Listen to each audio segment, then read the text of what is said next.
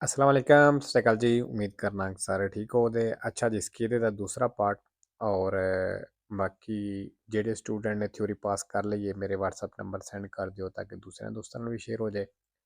ਤੇ ਜਿਹੜੇ ਸਟੂਡੈਂਟ ਅੱਗੇ ਪੜ੍ਹ ਰਹੇ ਹੋ ਜਿਨ੍ਹਾਂ ਹਲੇ ਨਵਾਂ ਹੀ ਸਟਾਰਟ ਕੀਤਾ ਹੈ ਕੁਝ ਚੀਜ਼ਾਂ ਦੀ ਨਹੀਂ ਸਮਝ ਉਹਨਾਂ ਵਾਸਤੇ ਕਿ ਆਰਗੂਮੈਂਟ ਹੀ ਕਰਿਆ ਕਰੋ ਜਿੰਨੇ ਕਰ ਸਕਦੇ ਹੋ।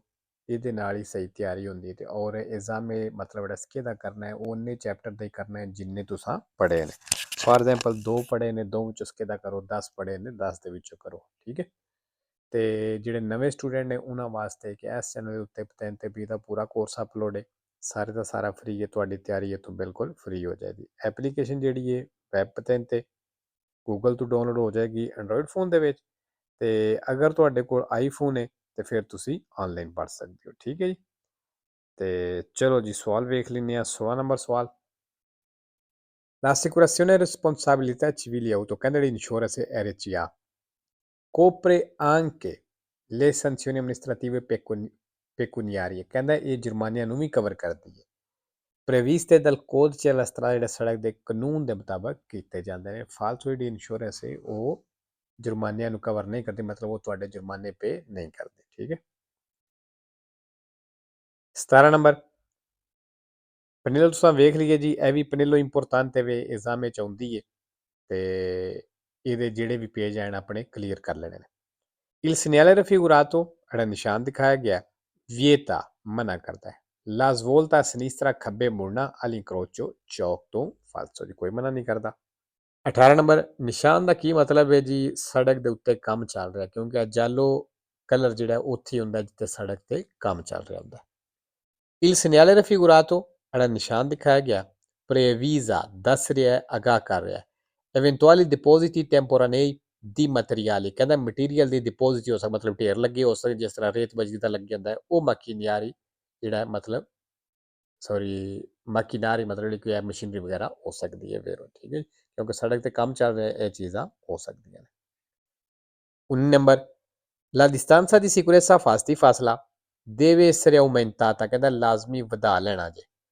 quando il veicolo che precede, ਜਦੋਂ ਅੱਗੇ ਵਾਲੀ ਗੱਡੀ trasporta un carico ਸਮਾਨ ਲੈ ਕੇ ਜਾ ਰਹੀ ਹੈ sporgente ਔਰ ਸਮਾਨ ਵਧੇ ਹੈ poco stabile ਵੇ, ਮਤਲਬ ਇਤਨਾ ਠੀਕ ਨਹੀਂ ਪਿਆ, ਫਿਰ ਕਹਿੰਦਾ ਲਾਜ਼ਮੀ distanza ਵਧਾ ਲੈਣਾ ਵੇਰੋ।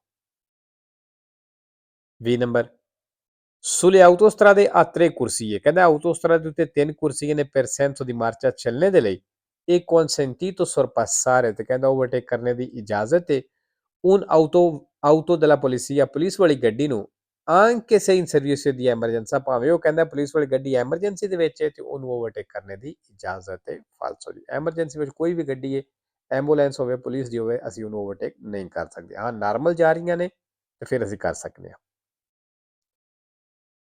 21 number lo uso degli indicatori di direzione, ਕਹਿੰਦਾ ਜਿਹੜਾ ਡਾਇਰੈਕਸ਼ਨ ਵਾਲੇ ਇਸ਼ਾਰੇ ਦਾ ਇਸਤੇਮਾਲ ਹੈ ਦੇਸਤਰੀ ਸੱਜੇ ਡਾਇਰੈਕਸ਼ਨ ਵਾਲੇ ਇਸ਼ਾਰੇ ਦਾ ਇਸਤੇਮਾਲ ਜਿਹੜਾ ਹੈ necessario ਜ਼ਰੂਰੀ ਹੈ।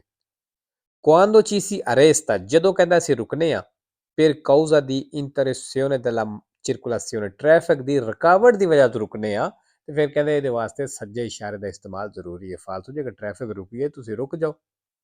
ਇਸ਼ਾਰੇ ਦਾ ਇਸਤੇਮਾਲ ਤੇ ਉਦੋਂ ਕਰੀਦਾ ਜਦੋਂ ਤੁਸੀਂ ਡਾਇਰੈਕਸ਼ਨ ਚੇਂਜ ਕਰਨੀ ਹੋਵੇ।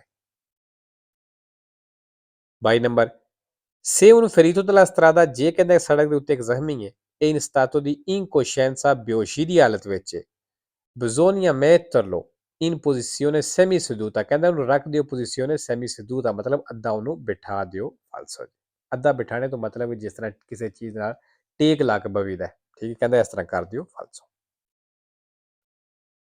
23 number nei veicoli con il rottino, ਕਹਿੰਦਾ ਉਹ ਗੱਡੀਆਂ ਜਿਨ੍ਹਾਂ ਨੂੰ ਰੋਤੀਨੋ ਅਪਲੀਕਾto ਹੋਈ ਹੈ ਲੱਗੀ, ਰੋਤੀਨੋ ਮਤਲਬ ਜਿਹੜਾ ਐਕਸਟਰਾ ਟਾਇਰ ਹੁੰਦਾ, ਸਟੱਪਣੀ ਜਿਹੜੀ ਹੁੰਦੀ, ਕਹਿੰਦਾ ਉਹ ਜਿਹੜੀ ਲੱਗੀ ਹੈ ਤੇ non è consentito, ਕਹਿੰਦਾ ਉਹਨਾਂ ਗੱਡੀਆਂ ਨੂੰ ਇਜਾਜ਼ਤ ਨਹੀਂ ਟਰਾਂਸਪੋਰਟਾਰੇ passaggeri, ਪੈਸੇਂਜਰ ਲੈ ਕੇ ਜਾਣੇ ਦੀ। ਫਾਲਤੂ ਦੀ ਇਜਾਜ਼ਤ ਹੁੰਦੀ ਹੈ ਲੇਕਿਨ ਇਹਦੇ ਵਿੱਚ ਸਪੀਡ ਲਿਮਿਟ ਹੁੰਦੀ ਹੈ, ਸਪੀਡ ਆਪਣੀ ਘੱਟ ਰੱਖਣੀ ਹੁੰਦੀ ਹੈ।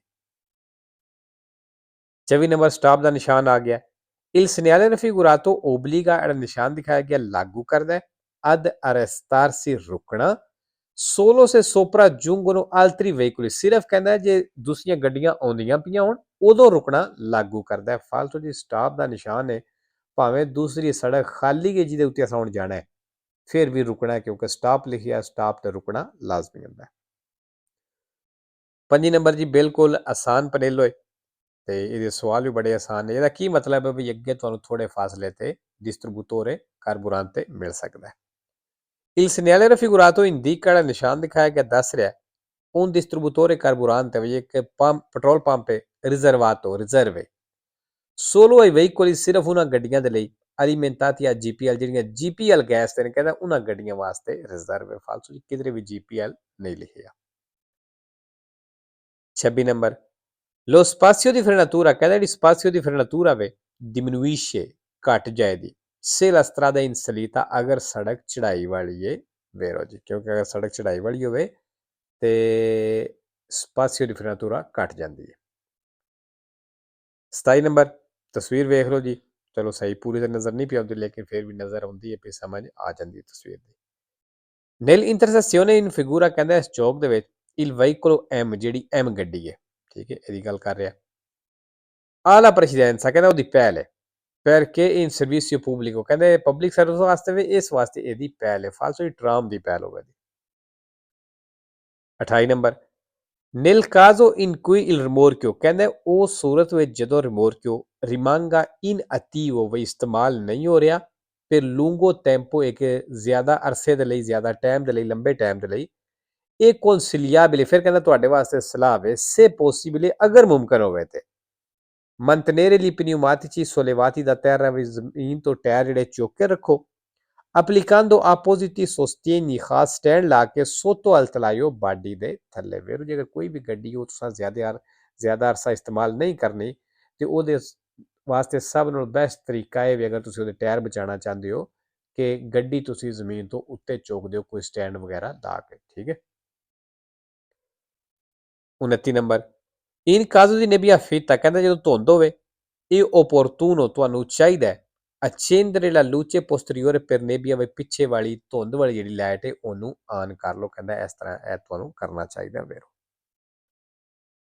3 number per diminuire il rumore ਕਹਿੰਦਾ ਸ਼ੋਰ ਘਟਾਣੇ ਦੇ ਲਈ amesso dei veicoli a motore ਜਿਹੜਾ ਇੰਜਨ ਵਾਲੀਆਂ ਗੱਡੀਆਂ ਸ਼ੋਰ ਕਰਦੀਆਂ ਨੇ ਕਹਿੰਦਾ ਇਸ ਸ਼ੋਰ ਨੂੰ ਘਟਾਣੇ ਦੇ ਲਈ si deve sostituire il tubo di scarico ਕਹਿੰਦਾ ਸਲੈਂਸਰ ਦਾ ਪਾਈਪ ਚੇਂਜ ਕਰ ਲਓ ਟੂਬੋ ਚੇਂਜ ਕਰ ਲਓ usando ਨੇ ਤੇ ਇਸਤੇਮਾਲ ਕਰੋ uno di diametro più piccolo ਕਹਿੰਦਾ ਛੋਟੇ ਸਾਈਜ਼ ਦਾ ਇਸਤੇਮਾਲ ਕਰੋ ਫਾਲਤੂ ਜਿਹੜੇ ਸਾਈਜ਼ ਦਾ ਵੀ ਉਹ ਇਸਤੇਮਾਲ ਕਰਨਾ ਜੀ ਠੀਕ ਹੈ ਜੀ। ਤੇ ਲੋ ਜੀ ਅੱਜ ਦੀ ਵੀਡੀਓ ਇੱਥੇ ਖਤਮ ਕਰਨੇ ਆ ਇਨਸ਼ਾਅੱਲਾ ਮਿਲਦੇ ਆ ਨੈਕਸਟ ਵੀਡੀਓ ਤੇ ਓਕੇ ਜੀ ਅੱਲਾ ਹਾਫਿਜ਼।